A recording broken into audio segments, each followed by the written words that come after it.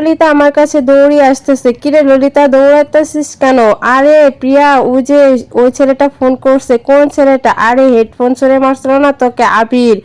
ও hello, আসসালামু আলাইকুম, কেমন আছেন? এই তো আলহামদুলিল্লাহ, আপনি কেমন আছেন?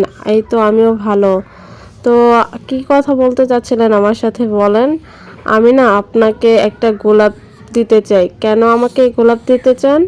আমার খুব মন চাচ্ছে যে আপনাকে একটা গোলাপ দিব, কারণ আপনি গোলাপের মতন সুন্দর, তো তাই আপনাকে গোলাপ দিতে ইচ্ছে করতেছে। ও রে বাবা, তাই নাকি? আচ্ছা, যখন এত ইচ্ছা দিয়ে সেদিনকার মতো এতটুকুই কথা হলো। পরের দিন আমি আর ললিতা চলে গেলাম স্কুলে। স্কুল থেকে ফেরার পথে আবারও দেখা হয়ে গেল সুজন আর আবিরের সাথে। আবিরের হাতে একটা গোলাপ ফুল ছিল, কানে ছিল আরেকটা হেডফোন। মানে ও হেডফোনের পাগল, সবসময় ওর কানে হেডফোন থাকবে। যাই হোক, ও গোলাপটা নিয়ে আমার দিকে আসতে লাগতেছে। আমারও যেন কেমন ভয় ভয় করতেছে।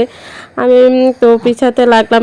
এদিকে ললিতা আর সুজন সামনে এগিয়ে গেল, আমি আর আবির পিছিয়ে রয়ে গেলাম। তো অনেকক্ষণ হাঁটতে হাঁটতে এক পর্যায়ে আবির বলে উঠলো, গোলাপটা হাতে রাখতে রাখতে তো ব্যথা হয়ে গেছে, একটু ধরবেন প্লিজ? আমি বললাম আচ্ছা, বেচারা হাত যখন এতই ব্যথা হয়ে গেছে তাহলে আমি একটু ধরি। গোলাপটা আমি নিলাম। এখন বললো এই তো সঠিক জায়গায় সঠিক গোলাপটা মানাইস।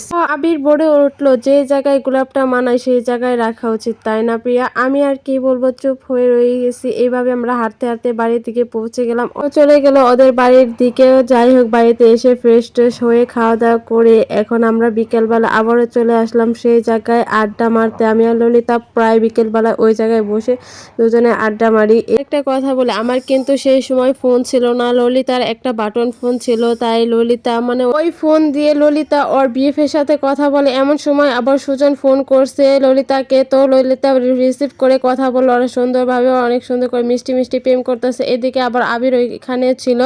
আবির বলল যে আমি একটু প্রিয়ার সাথে কথা বলবো, ললিতাকে দিতে বল। তো ললিতা কি করলো যে এই যে ধর, তোর আবির ফোন করছে, কথা বল, বেচারা তোর সাথে কথা বলার জন্য পাগল হয়ে গেছে।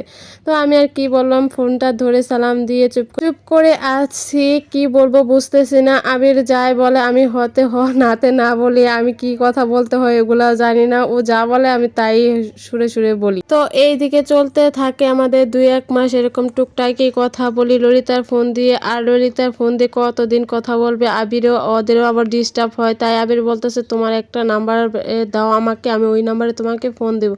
তো আমি কার নাম্বার দেবো ভেবে পাচ্ছিলাম না, কারণ আমারও ফোন ছিল না আর আমার বাসা থেকে ফোন দিতেও না।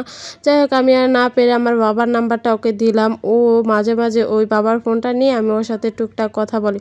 এভাবেই চলতে থাকে আমাদের। একটা বছর শেষ হয়ে যায়, আমরা ক্লাস 10-এ উঠে যাই 9 থেকে। তো ক্লাস 10-এ ওঠার পরে মানে জানুয়ারি ফেব্রুয়ারি মাসে আমাদের বার্ষিক ক্রীড়া প্রতিযোগিতা শুরু হয়ে যায়। তো ওই দিন আমাদের ফাইনাল ক্লাস শুরু হয়। যাই হোক, ওই সকালবেলা আমরা গেলাম। আর সকালবেলা আবির আর সুজন গেল না, ওরা বললো যে বিকেলবেলা আসবে। তো আমরা লাঞ্চের টাইমে খাওয়া দাওয়া করে একটু হালকা সাজুগুজু করে আমরা গেলাম খেলার মাঠে।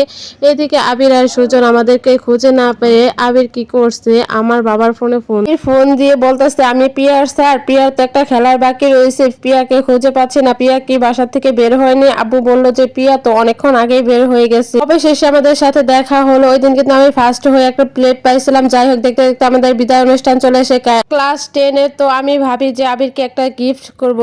তো আজকের মতো এখানে শেষ। গল্পের প্রথম পার্ট কিন্তু আমার পেজে দেওয়া আছে, যারা মিস করছেন অবশ্যই যেয়ে দেখে আসবেন। আর যদি ভালো লাগে দ্বিতীয় পার্ট, তো তৃতীয় পার্ট আপনাদের সাথে শেয়ার করব। অবশ্যই কমেন্টে জানাবেন যদি তৃতীয় পার্ট চান।